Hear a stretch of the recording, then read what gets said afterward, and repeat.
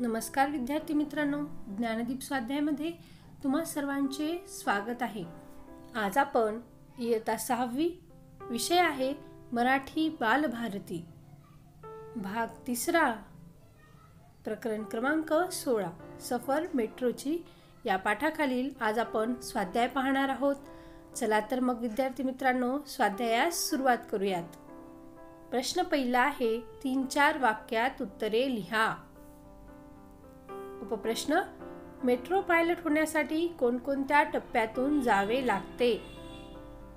उत्तर आहे metro pilot होण्यासाठी इंजिनियर व्हावे लागते, नंतर अवघड चाचणी परीक्षा द्यावी लागते, मानसिक व शारीरिक चाचणी घेतली जाते, नंतर मुलाखतीत निवड व्हावी लागते, त्यानंतर 1 वर्षाचे मेट्रो चालवण्याचे प्रशिक्षण दिले जाते।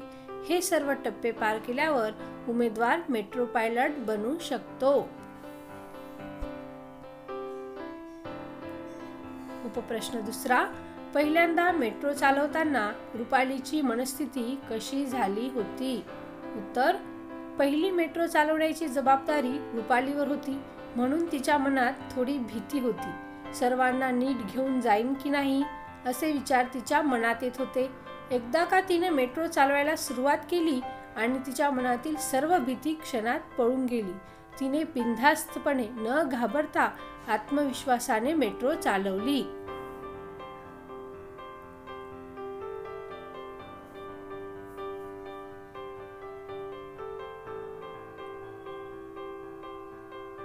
उपप्रश्न तिसरा मेट्रोच्या उद्घाटनाचा दिवस रुपालीसाठी अविस्मरणीय का होता?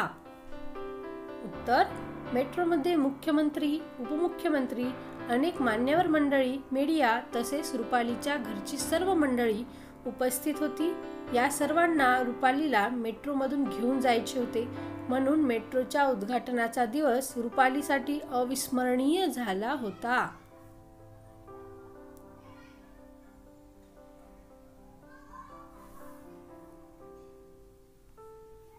प्रश्न दुसरा मेट्रो बाबतीत पुढील मुद्द्यांवर थोडक्यात माहिती लिहा। पहिला मुद्दा आहे केबिन। केबिन ही मेट्रो चालवणाऱ्या पायलटसाठी असते। ती मेट्रोच्या दोन्ही बाजूंना असते। केबिनमध्ये मेट्रो चालवण्याची पूर्ण यंत्रणा बसवलेली असते। दुसरा मुद्दा आहे कॅमेरे। मेट्रोच्या डब्यात व स्टेशनवर CCTV बसवलेले असतात। हे कॅमेरे प्रवाशांच्या सुरक्षिततेसाठी लावलेले असतात।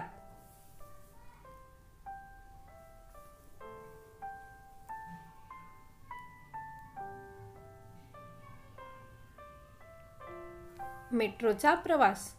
मेट्रोचा प्रवास हा आनंददायी व सुखकारक आहे। पावसाळ्यात मेट्रोतून प्रवास करताना ढगातून तरंगत जात असल्याचा अनुभव येतो, तर बोगद्यातून जाताना जगाशी संपर्क तुटल्यासारखे भासते। जिने। प्लॅटफॉर्म चढण्यासाठी आणि उतरण्यासाठी सरकते जिने असतात।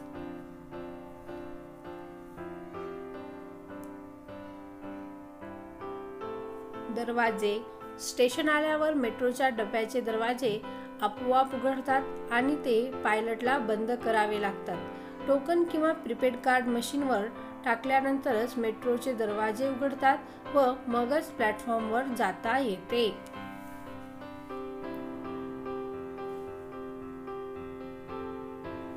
प्रवासी संख्या। मेट्रोत एका वेळी साधारणतः 1500 प्रवासी प्रवास करू शकतात।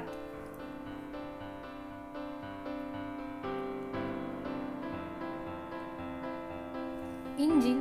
मेट्रोला दोन्ही बाजूंना इंजिन असते। त्यातील तंत्रज्ञान अत्याधुनिक असते।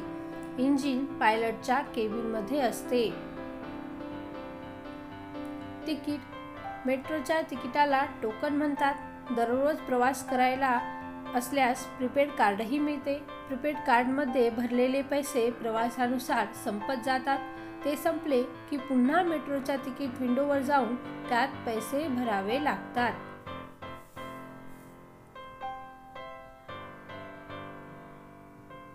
प्रश्न तिसरा खालील आकृती पूर्ण करा। आपल्याला यामध्ये मेट्रोची वैशिष्ट्ये सांगायची आहेत।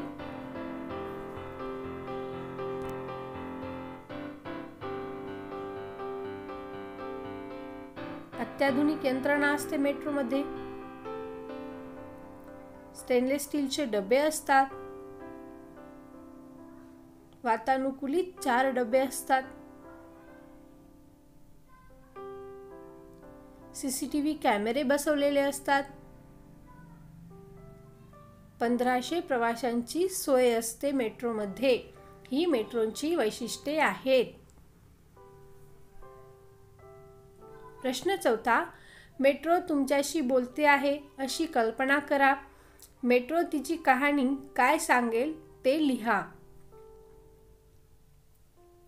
आपल्याला इथे मेट्रोचे मनोगत लिहायचे आहेत. मी मेट्रो बोलते आहे. मुलांनो, विज्ञान व तंत्रज्ञानाच्या युगामध्ये नवीन नवीन शोध लागतात. तसा माझाही शोध लागला.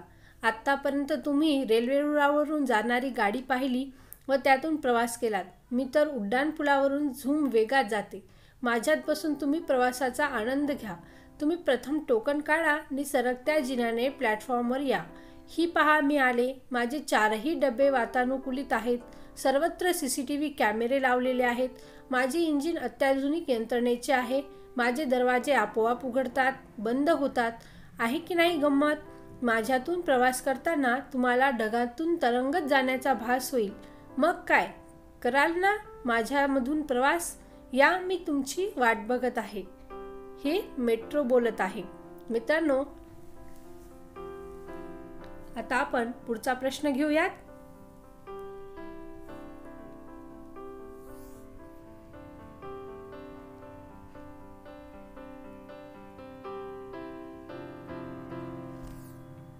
प्रश्न 5. तुम्हाला मोठे झाल्यावर कोणते वाहन चालवायला आवडेल आणि का ते सांगा. तुम्ही येथे तुमचे मनोगत सुद्धा लिहू शकता. उत्तर: मला मोठं होऊन सैन्य दलात सहभागी होऊन लढाऊ विमान चालवायला आवडेल. गगन भरारी घेता येईल. सैन्याची वर्दी अंगावर घालून युद्धप्रसंगी मी माझ्या या देशाच्या सैन्य दलाचे व सैन्य दलातील सैनिकांची मदत करू शकेल. पर्यायाने देश सेवा करू शकेल. शत्रूशी 2 हात करण्याची संधी यातून मिळेल. माझ्या देशाला व माझ्या कुटुंबाला यातून माझा अभिमान वाटेल. प्रश्न 6. तुमच्या परिसरातील रिक्षा चालक, ST चालक यांच्याशी संवाद साधण्यासाठी 10 प्रश्न तयार करा. उत्तर: प्रश्न 1 आहे, तुम्ही ST बस चालक होणे हा व्यवसाय का निवडलात? तुम्ही दुसरा प्रश्न असा करू शकता, किती वर्षापासून तुम्ही ही नोकरी करता? तुमचे शिक्षण किती झाले आहे? ST बस चालक होण्यासाठी शैक्षणिक पात्रता काय? ST बस चालक होण्यासाठी कोणते प्रशिक्षण घ्यावे लागते? तुमच्या कामाचा वेळ किती तासाचा असतो? तुम्हाला पगार किती आहे? जे काम तुम्ही करता त्यात तुम्ही समाधानी आहेत का? तुम्हाला तुमच्या कामातून कुटुंबाला वेळ देता येतो का? ST बस चालवण्याव्यतिरिक्त तुम्ही आणखी एखादा व्यवसाय करता का?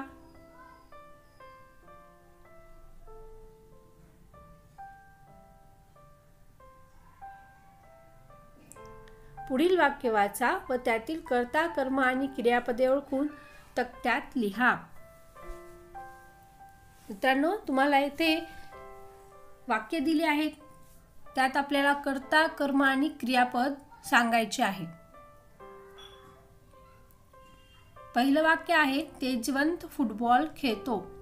मित्रांनो, आपल्याला वाक्यातील क्रियापद शोधायचे असल्यास क्रिया दर्शवणाऱ्या शब्दाला क्रियापद म्हणतात.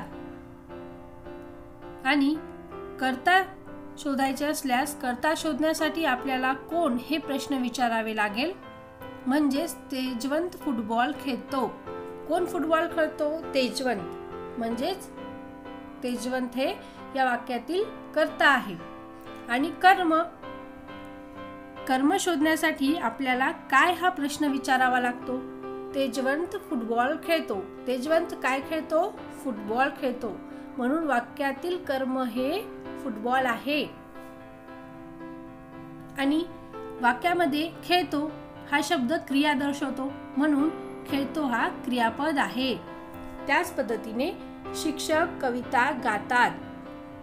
त्यातील कर्ता आहे शिक्षक, कर्म आहे कविता आणि क्रियापद आहे गातात, कारण गातात हे या वाक्यामध्ये क्रिया दर्शवणारा शब्द आहे. निशा निबंध लिहिते. कोण निबंध लिहिते? निशा. म्हणून या वाक्यातील कर्ता आहे निशा आहे. निबंध. निशा काय लिहिते? निबंध लिहिते. म्हणून या वाक्यातील निबंध हे कर्म आहे आणि लिहिते हा शब्द क्रिया दर्शवतो, म्हणून या वाक्यामध्ये लिहिते हा शब्द क्रियापदाचा आहे. जोसेफ रस्त्यात पडला. कोण रस्त्यात पडला? जोसेफ. म्हणून या वाक्यातील कर्ता आहे जोसेफ. या वाक्यामध्ये आपल्याला कर्म दाखवता येणार नाही, कारण आपल्याला येथे काय हा प्रश्नच विचारता येणार नाही. जोसेफ काय पडला असे आपण म्हणू शकतो का? नाही. म्हणून या वाक्यामध्ये कर्म नाही. ज्या वाक्यामध्ये कर्म नसते त्या क्रियापदांना अकर्मक क्रियापदे असे म्हणतात. या वाक्यामध्ये पडला हे क्रियापद दर्शवते. दादा घरी आला. दादा या वाक्यातील कर्ता आहे आणि या वाक्यामध्ये कर्म नाहीये, कारण आपण इथे काय हा प्रश्नच विचारू शकत नाही. दादा काय आला असे आपण विचारू शकतो का? नाही. म्हणजेच या वाक्यामध्ये आला हे क्रियापद आहे. आला हे क्रिया दर्शवणारा शब्द आहे. सुरेश उद्या पुण्याला जाईल. सुरेश या वाक्यातील कर्ता आहे, कारण कोण पुण्याला जाईल? सुरेश. आणि जाईल हा शब्द क्रियापद दर्शवतो. आपण या वाक्यामध्ये कर्म दर्शवू शकत नाही, कारण आपण इथे काय असा प्रश्नच विचारू शकत नाही. कारण सुरेश काय जाईल असे आपण म्हणू शकतो का? नाही. म्हणून या वाक्यामध्ये कर्म नाही. मित्रांनो, ही व्याख्या लिहून घ्या जेणेकरून तुम्हाला हा तक्ता सोडवता येईल. कर्ता शोधण्यासाठी आपल्याला कोण हे प्रश्न विचारावे लागेल आणि कर्म शोधण्यासाठी आपल्याला काय हा प्रश्न विचारावा लागेल. वाक्यातील क्रिया दर्शवणाऱ्या शब्दाला क्रियापद म्हणतात. मित्रांनो, तुम्हाला हा व्हिडिओ कसा वाटला आम्हाला नक्कीच कमेंट्स करून कळवा. खेळा, खा, खूप अभ्यास करा, खूप मस्त राहा. तुमच्या मित्रांना हा व्हिडिओ नक्कीच शेअर करा. गुड लक.